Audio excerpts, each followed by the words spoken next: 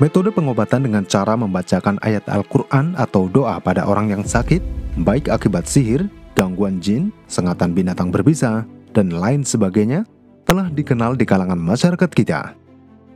Metode pengobatan yang dikenal dengan sebutan ruqyah ini telah banyak dipraktikkan oleh masyarakat terkhusus kaum muslimin dengan berbagai bentuknya. Lantas bagaimanakah pandangan Islam terkait ruqyah?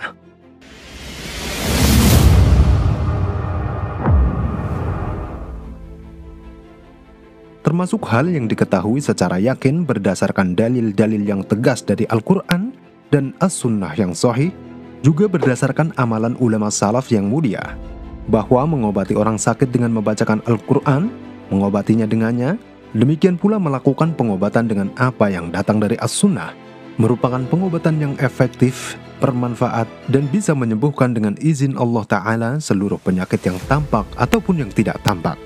Allah Ta'ala berfirman yang artinya, "Dan kami turunkan dari Al-Quran sesuatu yang menjadi obat dan rahmat bagi orang-orang yang beriman." Quran Surat Al-Isra ayat 82. Allah Ta'ala juga berfirman yang artinya, "Katakanlah, Al-Quran itu adalah petunjuk dan obat bagi orang-orang yang beriman." Quran Surat Al-Fusilat ayat 44. Dari penjelasan Syekh Abdul Aziz bin Baz rahimahullah di atas, juga menunjukkan bahwa Islam membenarkan praktik ruqyah sebagai salah satu metode pengobatan. Hanya saja perlu diketahui bahwasanya ketika Islam menghalalkan atau membolehkan sesuatu, tentu ada syarat-syarat yang harus dipenuhi dan batasan-batasan yang tidak boleh dilanggar. Perlu diingat bahwa Rasulullah SAW melarang ruqyah jenis tertentu seperti ruqyah yang mengandung kesyirikan, sebagaimana dalam sabda beliau SAW yang artinya, "La ba'sa birruqa ma lam yakun fihi syirk." Tidak mengapa pengobatan dengan ruqyah selama tidak mengandung kesyirikan padanya. Hadis riwayat Muslim. Syarat-syarat yang diperbolehkan ruqyah. Para ulama telah bersepakat atas bolehnya ruqyah jika telah dipenuhi 3 syarat. Yang pertama, dilakukan dengan membacakan Al-Quran, nama-nama dan sifat-sifat Allah Ta'ala, atau dengan membacakan doa-doa dari Rasulullah SAW. Yang kedua, hendaknya dengan menggunakan bahasa Arab atau dengan bahasa lain yang bisa dipahami. Yang ketiga, harus meyakini bahwa ruqyah tidaklah memberikan pengaruh menyembuhkan dengan sendirinya, namun terjadi dengan izin Allah Ta'ala. Ruqyah hanya merupakan sebab saja. Jika tidak terpenuhi ketiga syarat ini, maka ruqyah tersebut bukanlah ruqyah syar'iyah dan bisa jadi terkandung padanya unsur keharaman yang dimurkai oleh Allah. Na'udzubillah.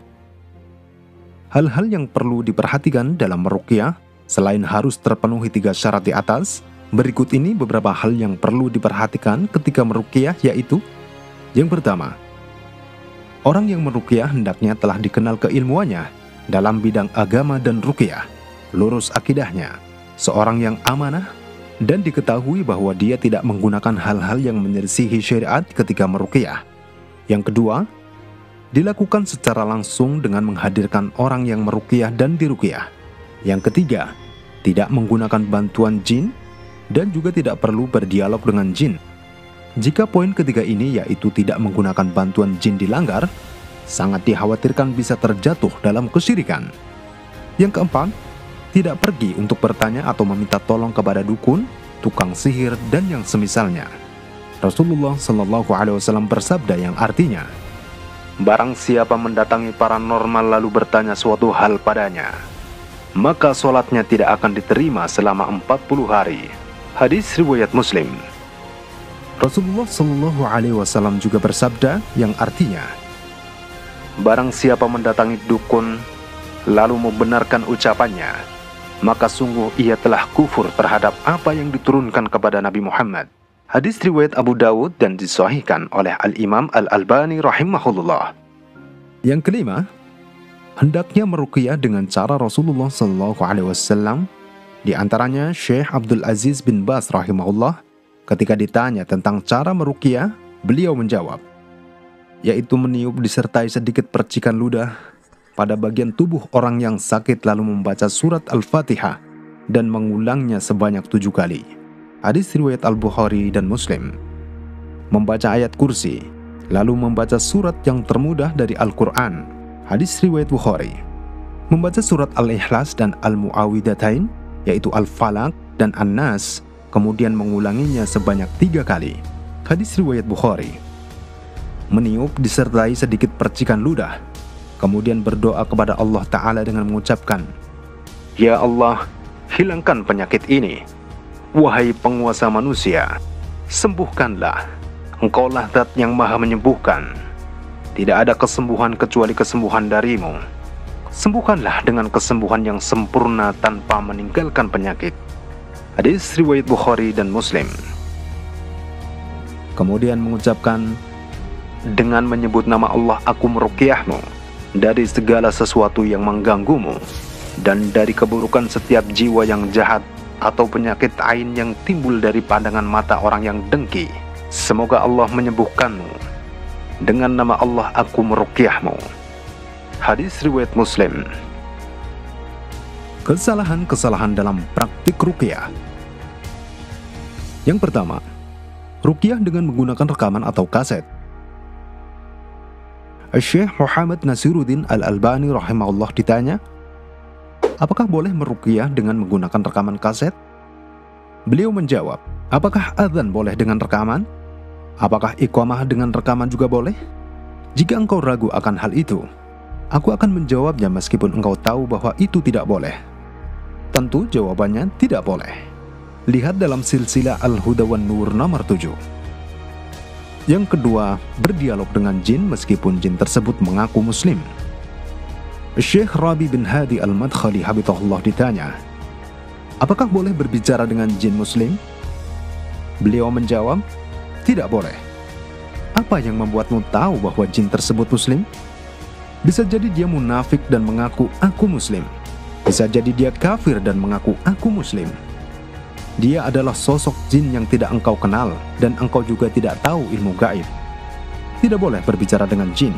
Barakallahu fiik. Lihat dalam As-Sillah Muhimmah Haula Ar-Ruqyah war-Ruqa li Syekh Rabi.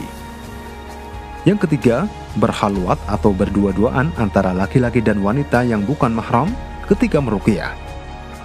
Syekh Muhammad bin Shalih Al-Utsaimin rahimahullah berkata, boleh bagi laki-laki untuk meruqyah seorang wanita dengan syarat tidak berhalwat bersama wanita tersebut dan tidak merasakan syahwat ketika meruqyahnya. Lihat dalam Majmu' Fatawa wa Rasail Al-Utsaimin. Yang keempat, menyentuh tubuh wanita yang diruqyah. Syekh Abdul Muhsin Al-Abbad habibullah ditanya, apakah boleh seorang laki-laki meruqyah wanita dan meletakkan tangannya di atas ubun-ubun wanita tersebut? Beliau habibullah menjawab, tidak boleh menyentuh tubuh mereka, yaitu wanita yang diruqyah. Hendaknya meruqyah tanpa menyentuhnya. Lihat dalam syarah Sunan Abu Dawud juz 3 halaman 438. Yang kelima, menjadikan ruqyah sebagai pekerjaan. Syekh Muhammad bin Shalih Al-Utsaimin rahimahullah ditanya, apa hukumnya menyibukkan diri dengan ruqyah dan menjadikannya sebagai pekerjaan? Kemudian beliau rahimahullah menjawab, mencurahkan tenaga untuk meruqyah orang yang sakit merupakan suatu kebaikan jika meniatkan hal tersebut untuk meraih ridho Allah Ta'ala, memberi manfaat untuk orang lain, juga untuk mengajarkan cara ruqyah yang sesuai dengan Al-Quran dan Sunnah Rasulullah SAW. Adapun memanfaatkan ruqyah untuk mengumpulkan harta, maka niat ini akan mencabut barokah dari bacaan ruqyah dan menjadikan pelakunya sebagai pemuja dunia. Jika diberi upah, ia akan ridho, dan jika tidak diberi upah, maka ia murka. Lihat dalam Fatawa Nur Al-Dard. Yang keenam, bermudah-mudahan meminta ruqyah. Syekh Abdul Aziz bin Abdillah bin Bas rahimahullah berkata, termasuk yang dibenci adalah melakukan kai, yaitu pengobatan dengan menggunakan besi yang dipanaskan jika tidak dibutuhkan. Begitu pula meminta diruqyah jika tidak dibutuhkan. Adapun jika benar-benar butuh dilakukan kai dan minta diruqyah, maka tidak mengapa jika memang dibutuhkan. Lihat dalam syarah Kitab Tauhid Syekh Ibnu Baz. Itulah ringkasan tentang ruqyah. Setelah kita menelaah poin demi poin pada penjelasan di atas, kita mendapati banyak dari saudara-saudara kita kaum muslimin yang terjatuh pada praktik ruqyah yang tidak syar'i. Semoga dengan ini kita bisa mengenal ruqyah dan bisa membedakan ruqyah syar'iyah yang diperbolehkan dalam Islam dan ruqyah yang tidak diperbolehkan. Selanjutnya mari kita berbagi dengan informasi ini kepada masyarakat, terkhusus orang-orang terdekat kita akan hal tersebut, agar mereka tidak terjatuh pada praktik ruqyah yang salah, yang bisa menjerumuskan pada murka Allah Ta'ala. Wabillahi taufik. Wassalamualaikum warahmatullahi wabarakatuh.